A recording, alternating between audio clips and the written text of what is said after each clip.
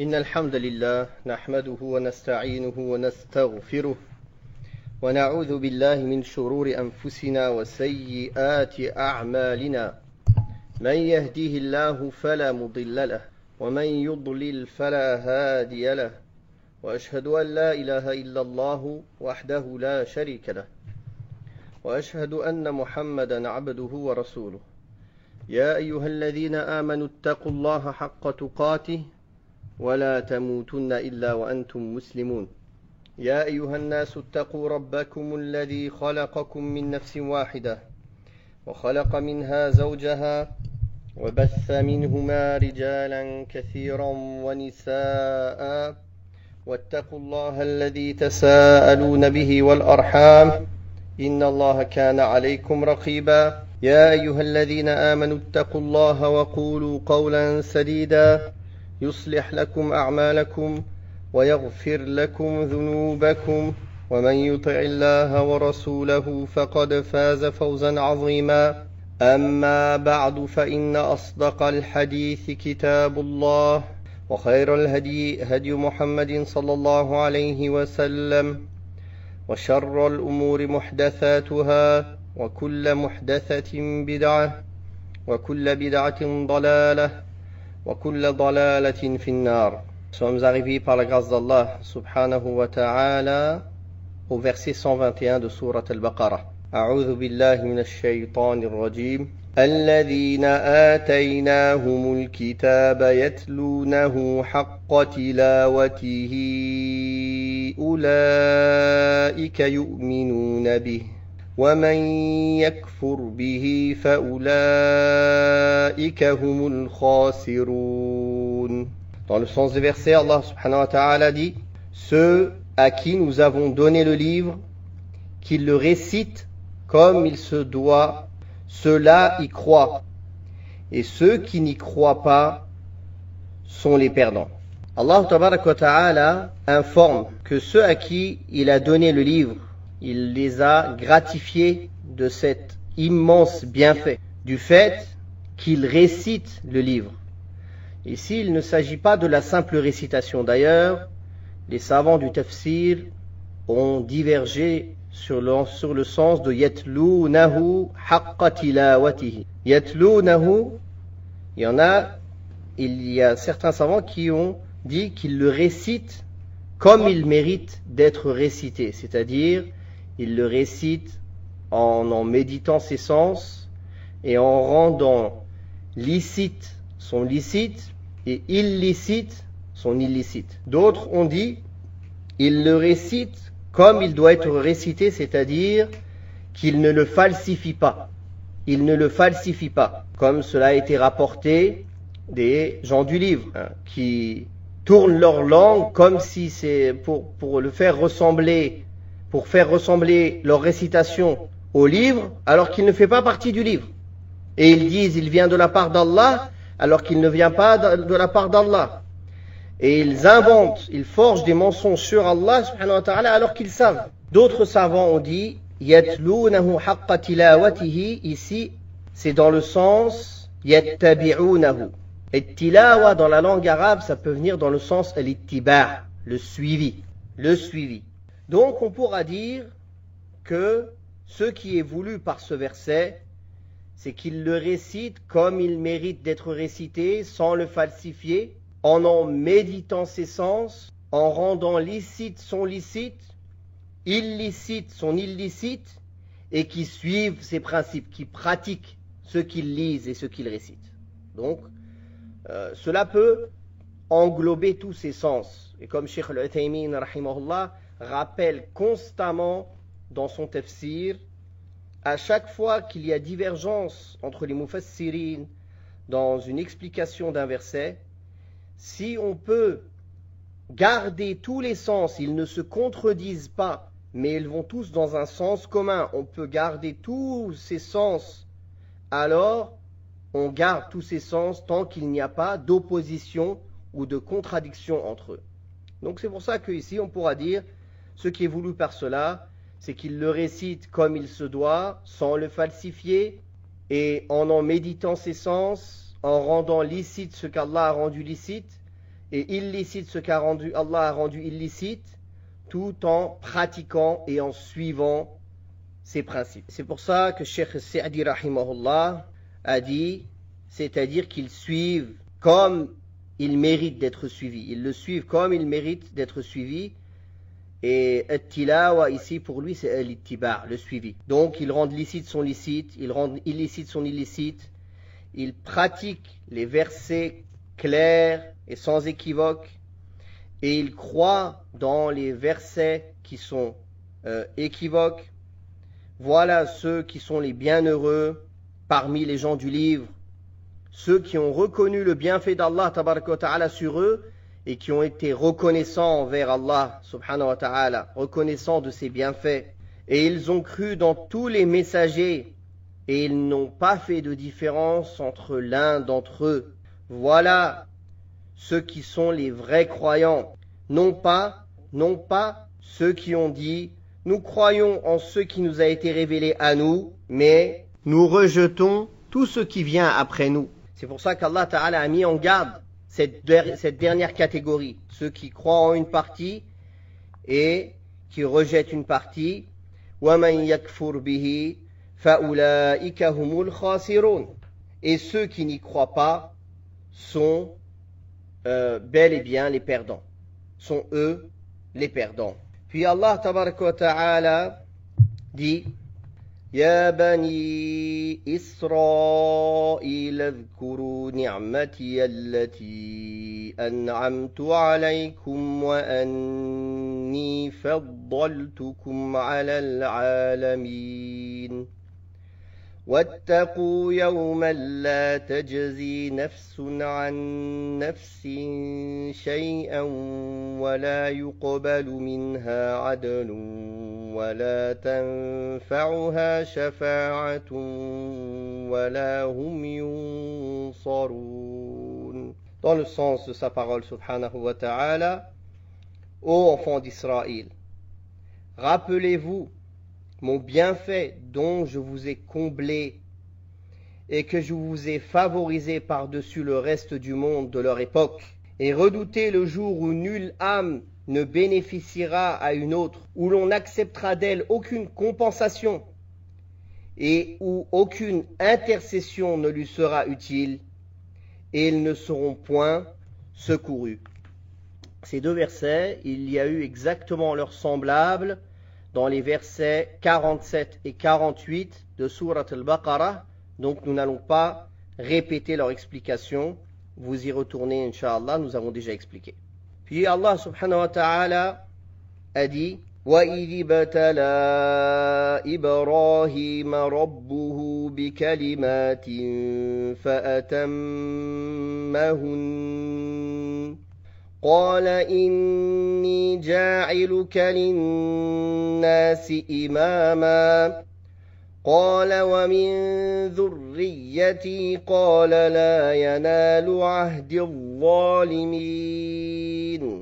Dans le sens de sa parole subhanahu wa ta'ala, donc du verset 124, et rappelle-toi quand ton Seigneur eut éprouvé Ibrahim par certains commandements et qu'il les eut accomplis. Le Seigneur lui dit, je vais faire de toi un exemple à suivre, un imam. Je vais faire pour toi un exemple à suivre pour les gens. Et parmi ma descendance, demanda-t-il, mon engagement, dit Allah, ne s'applique pas aux injustes. Allah subhanahu wa ta'ala nous informe dans ce verset numéro 124 de Surat al-Baqarah concernant son serviteur et son bien-aimé Ibrahim alayhi salatu wassalam, celui dont tout le monde s'est accordé sur son exemplarité et sur sa grandeur d'être et de comportement et de caractère. D'ailleurs, toutes les sectes parmi les gens du livre se prétendent de lui. Et même d'ailleurs, les associateurs et les polythéistes, ils s'affiliaient à Ibrahim alayhi salam. Car les polythéistes de Quraysh, ils prétendaient être sur la religion d'Ibrahim alayhi salam. C'est pour ça qu'ils faisaient le hajj et qu'ils faisaient certaines adorations qui existent, qui sont restées depuis la religion d'Ibrahim alayhi salatu wassalam. et Ismaïl qui a été envoyé comme prophète chez eux. Donc Allah subhanahu wa ta'ala informe qu'il a éprouvé et testé son serviteur Ibrahim alayhi salatu wassalam par certaines paroles, bi kalimat. Ces paroles, c'est quoi? C'est ses ordres. Ses ordres et ses interdits, ses commandements subhanahu wa ta'ala. Et ceci est l'habitude et la tradition d'Allah subhanahu wa ta'ala sur cette terre, du fait qu'il éprouve ses serviteurs pour montrer et éclaircir qui est le menteur de celui qui est constant et ferme au moment des épreuves et des tentations parmi les gens véridiques. Qu'Allah nous compte parmi les véridiques. Ceux dont Allah subhanahu wa ta'ala élève leur degré et qu'il augmente leur considération et qu'il purifie leurs actes. Et Allah tabaraka wa ta'ala a parlé donc parmi les meilleurs de ses serviteurs, a énoncé l'histoire de Ibrahim alayhi salatu wassalam, son bien-aimé. Et Ibrahim alayhi salatu wassalam, Allah ta'ala informe que Ibrahim a accompli les commandements d'Allah subhanahu wa ta'ala. Donc il a réussi cette épreuve et il l'a fait de la meilleure des manières et il a été fidèle et Allah a été reconnaissant envers lui. Et c'est pour ça qu'Allah tabaraka wa ta'ala en a fait un exemple, un imam, un exemple pour l'humanité. Les gens vont le prendre en exemple et suivre ses pas pour gagner le bonheur éternel. Et en cela, les éloges de Ibrahim alayhi salatu wassalam sont constantes et sa récompense est énorme, car toute personne parmi les croyants donne de la valeur et de la considération à Ibrahim alayhi salatu wassalam. Ça, c'est le plus grand des degrés. Si des gens veulent se concurrencer vers un degré, alors sachez que le plus grand des degrés, c'est le degré de l'imam, d'être un imam. Allah Ta'ala nous a enseigné que dans le Coran al-Karim, il nous a enseigné cette dua qu'on demande à Allah subhanahu wa ta'ala qu'il fasse de nos épouses et de nos enfants une jouissance pour les yeux et qu'il fasse de nous وَجَعَلْنَا لِلْمُتَّقِينَ إِمَامًا, qu'il fasse de nous un imam, un guide pour les pieux, subhanallah. Donc le degré de l'imama, d'être un guide, c'est le plus haut degré pour lequel les gens qui veulent se concurrencer doivent se concurrencer. Et ce degré, il a été atteint par Ibrahim alayhi salatu wassalam et par notre saint prophète Muhammad sallallahu alayhi wa sallam, notre noble prophète, qui est l'imam de tous les prophètes et messagers. L'imam de l'humanité, sallallahu alayhi wa sallam, le meilleur homme que la terre ait porté. Parmi les caractéristiques par lesquelles Ibrahim alayhi salatu wassalam a atteint ce degré très élevé, c'est qu'il aimait, il était loyal envers les serviteurs d'Allah subhanahu wa ta'ala. Et il aimait les conseiller. Donc, pour atteindre ce degré-là, bien sûr, c'est une permission d'Allah subhanahu wa ta'ala. Bien sûr, personne ne peut atteindre les degrés des prophètes. Mais parmi les hommes autres que les prophètes, il y en a qui peuvent atteindre le degré de l'imam, d'être un imam, un guide pour les pieux, comme on dit des imams de l'islam, l'imam Ahmed ibn Hanbal, l'imam ibn Taymiyyah, l'imam un tel. Allah subhanahu wa ta'ala, il les a élevés du fait qu'ils ont fait ces sacrifices et qu'ils ont atteint ces degrés. Et Ibrahim alayhi salatu wassalam, tellement il était loyal et il aimait le bien pour les gens, il a dit wa min dhurriyyati, ma descendance aussi, fais que ma descendance, ya Allah, soit aussi des imams. Alors Allah tabaraka wa ta'ala lui a répondu la yanalu ahdi al-zalimin, la yanalu ahdi al-zalimin. Donc Allah subhanahu wa ta'ala lui a répondu que mon engagement ne s'applique pas aux injustes. C'est-à-dire cette promesse, elle ne sera pas pour les injustes. Al-zalim, donc atteindre l'imama, être un guide dans la religion, ça nécessite d'être loin de toute injustice. L'injustice envers Allah, l'injustice envers soi-même, l'injustice envers les gens. Toute personne injuste ne peut pas atteindre ce degré. Car l'injustice, c'est le contraire d'être un imam. Un imam, il est loyal. C'est un guide pour les gens. Il aime le bien pour les gens. Donc comment il pourrait être injuste? S'il est un guide pour les gens, donc c'est celui qui accomplit les droits d'Allah subhanahu wa ta'ala. Donc il n'est pas injuste envers Allah. Et il n'est pas injuste envers sa personne en faisant des grands péchés, ou en étant constant dans les petits péchés, ou en étant loin de l'obéissance d'Allah. Il n'est pas injuste envers les gens en mangeant leurs droits ou en leur faisant du mal. Donc, l'injustice vient à l'opposé de l'imam, d'être un guide. Et c'est pour cela, ici, en fait, il y a les deux opposés, l'injuste et l'imam. Toute personne qui veut s'approcher des qualités de l'imam, il doit s'éloigner de plus en plus de l'injustice. Atteindre l'imam, cela nécessite deux caractéristiques essentielles qui sont citées par l'imam Ibn al-Qayyim rahimahullah et plusieurs savants et dont Cheikh Sa'di rahimahullah aussi cite. Elles sont la patience et la certitude. As-sabru wal-yaqinu. La patience et la certitude. La patience dans l'obéissance d'Allah, la patience envers les interdits, la patience face aux épreuves qui peuvent nous toucher. Et la certitude. Et la certitude.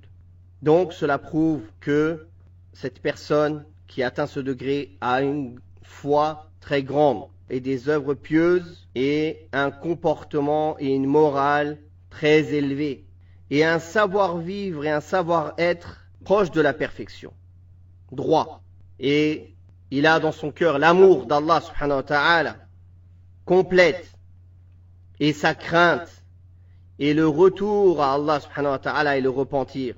Alors comment un injuste il pourrait atteindre ça? C'est pour ça Allah tabaraka wa ta'ala dit La yanalu ahdi al-zalimin. Mon engagement ne s'applique pas aux injustes. On peut tirer de ce verset bi-tariqati mafhum al-mukhalafa que celui qui n'est pas injuste, il va atteindre l'imam. Ceci est vrai à condition qu'il pratique les causes et les conditions d'atteindre l'imam.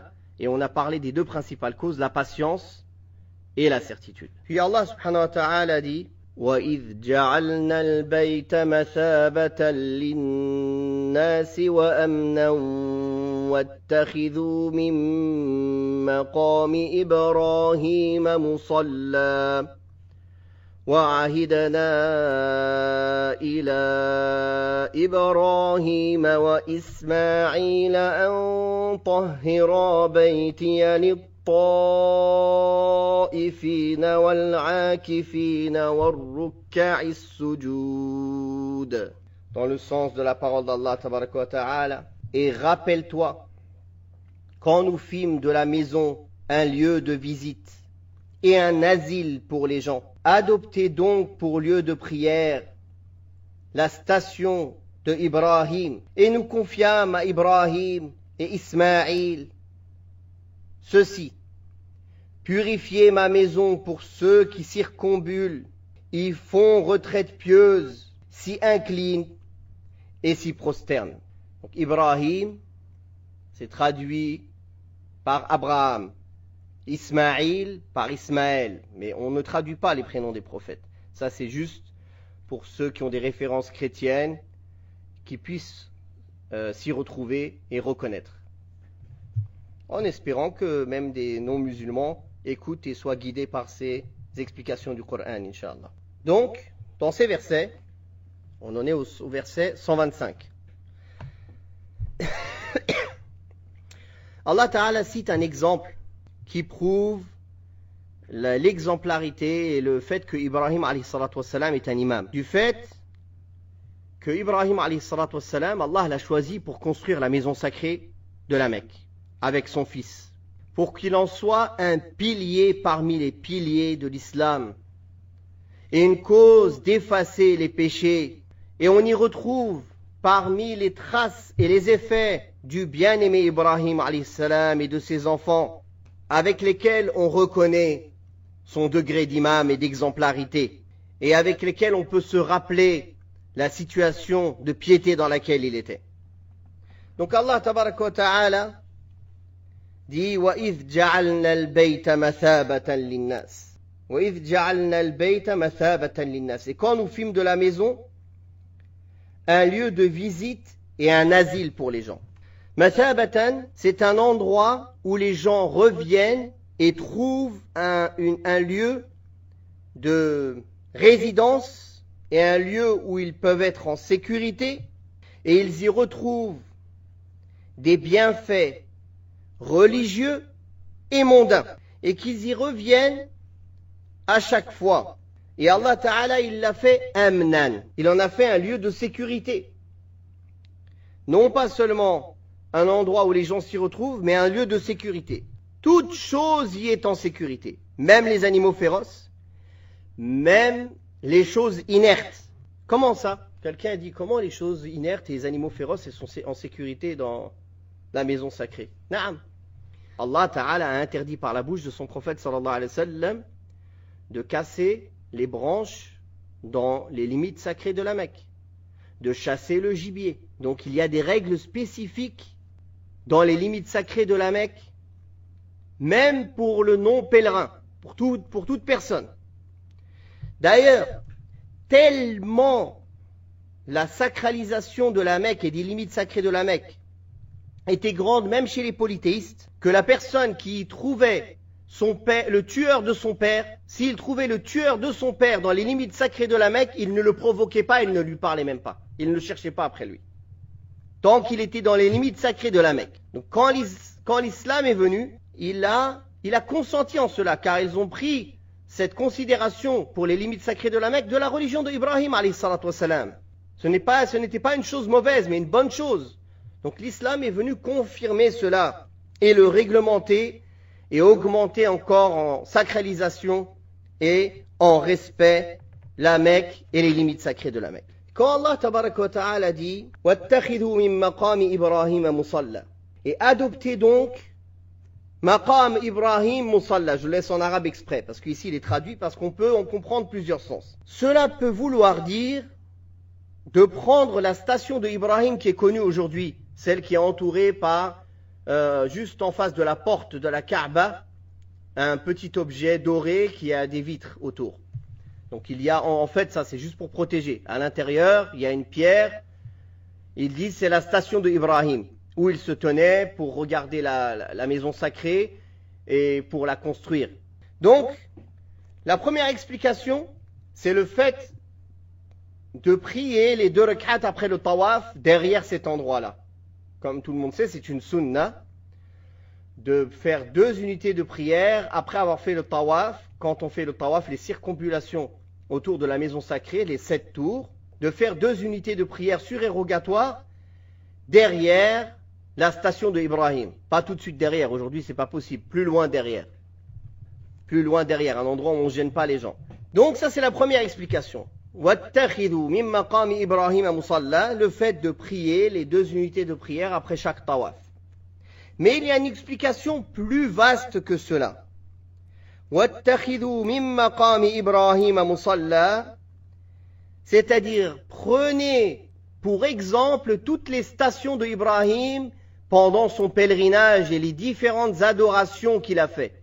Et Musalla dans ce cas-là, ça voudra dire l'endroit d'adoration. C'est-à-dire tous les rites que Ibrahim alayhi salam a fait, tous les rites pieux qu'il a fait, prenez-les comme exemple et prenez-les comme lieu d'adoration pour faire l'adoration d'Allah, pour établir l'adoration d'Allah en ces lieux-là.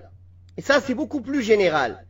Ça prend en compte le fait de prier les 2 rak'at sunnah après le tawaf, comme toutes les autres adorations que Ibrahim alayhi salatu wassalam a fait pendant le pèlerinage ou autre. Donc, Cheikh Sa'di rahimahullah a vu que ce deuxième sens est plus juste et prépondérant, car il englobe aussi le premier sens, en plus du fait de pratiquer toutes les autres adorations que Ibrahim alayhi salatu wassalam nous a montrées et qui ont été aussi confirmées et établies par le prophète sallallahu alayhi wa sallam. Puis Allah tabaraka wa ta'ala dit: et nous confiâmes à Ibrahim et Ismaïl ceci: purifiez ma maison pour ceux qui tournent autour, c'est-à-dire qui circumambulent, ils font retraite pieuse, l'i'tikaf, et s'y inclinent et s'y prosternent, c'est-à-dire la salat. Donc Allah a révélé et a ordonné à Ibrahim alayhi salatu wassalam et à Ismaïl son fils de purifier la maison sacrée de tout polythéisme, de toute mécréance, de tout péché, mais aussi de toute saleté et impureté physique, pour que cet endroit soit pur, propre, approprié pour toutes les personnes qui viennent y faire le tawaf, qui viennent circumbuler, faire les tours autour de la maison sacrée. Pourquoi Allah Ta'ala a commencé à parler du tawaf? Car c'est l'adoration qui est spécifique à la maison sacrée. Mais sinon, la salat a beaucoup plus de valeur. Donc Allah Ta'ala a devancé les deux adorations qui sont spécifiques à la maison sacrée, le tawaf et l'i'tikaf. Le tawaf et l'i'tikaf, la retraite pieuse. La retraite pieuse, elle est spécifique aux maisons, à toutes les maisons d'Allah Ta'ala, à toutes les mosquées, à al-qawl sahih. Mais elle est plus grande, elle est de plus grande récompense et elle est mieux dans la maison sacrée. Donc c'est pour ça qu'Allah Ta'ala a devancé le tawaf et l'i'tikaf à la salat. Bien que la salat a plus d'importance en islam que le tawaf et l'i'tikaf, que la circumambulation et la retraite pieuse. Donc quand il dit warrukka'i sujud, et à ceux qui s'inclinent et se prosternent, c'est dire pour les prières, pour ceux qui font salat. Quel est l'intérêt et la sagesse qu'Allah Tabaraka wa Ta'ala est annexé et affilié la maison à son nom, la maison d'Allah. La maison d'Allah. Premièrement, cela pousse à avoir beaucoup plus d'importance et prendre beaucoup plus au sérieux cette tâche. C'est-à-dire Allah Ta'ala, il a ordonné cette tâche à Ibrahim et Ismaïl. Donc le fait de dire la maison d'Allah, Baytiya, ma maison. Et c'est pour ça que ça les enjoint à dépenser et faire le maximum, dépenser toute leur énergie le maximum pour pratiquer cet ordre. De même que cette annexion et cette affiliation à Allah Tabaraka wa Ta'ala, cela l'augmente en honneur et en valeur. Et cela sous-entend un ordre à ses serviteurs de respecter ces lieux et de les glorifier et de les honorer. De même que le fait de l'affilier et l'annexer au nom d'Allah Tabaraka wa Ta'ala à la maison, cela est une cause d'attirer les cœurs vers elle, car les cœurs sont attirés à tout ce qui est honoré par Allah subhanahu wa ta'ala et affilié à Allah subhanahu wa ta'ala. Puis, Allah subhanahu wa ta'ala dit وَإِذْ قَالَ إِبْرَاهِيمُ رَبِّ اجْعَلْ هَذَا بَلَدًا آمِنًا وَارْزُقْ أَهْلَهُ مِنَ الثَّمَرَاتِ مَنْ آمَنَ مِنْهُمْ بِاللَّهِ وَالْيَوْمِ الْآخِرِ قال ومن كفر فأمتعه قليلا ثم أضطره إلى عذاب النار وبئس المصير.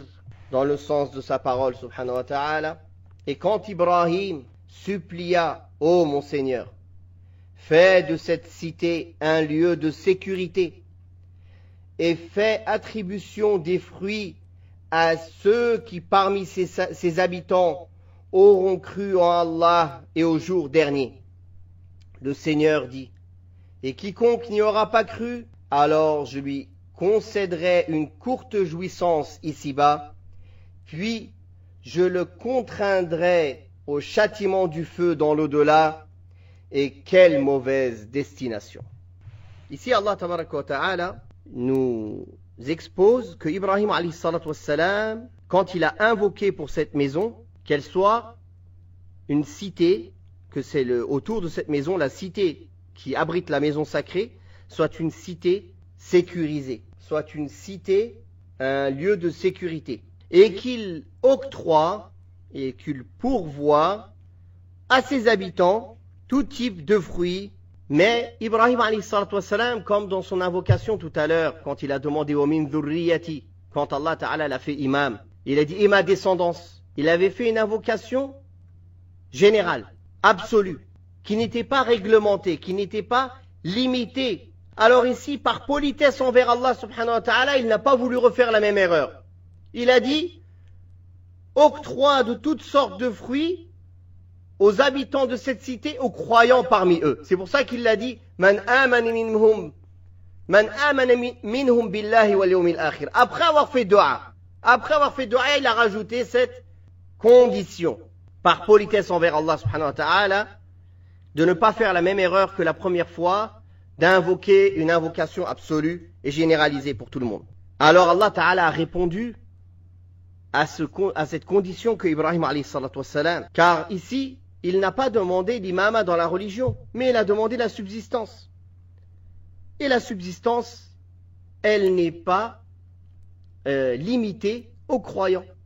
Allah donne la subsistance aux croyants comme aux mécréants. C'est pour ça Allah Ta'ala dit وَمَنْ كَفَرْ. Ibrahim alayhi salatu wassalam, il a dit مَنْ آمَنَ مِنْهُمْ بِاللَّهِ وَالْيَوْمِ الْآخِرِ.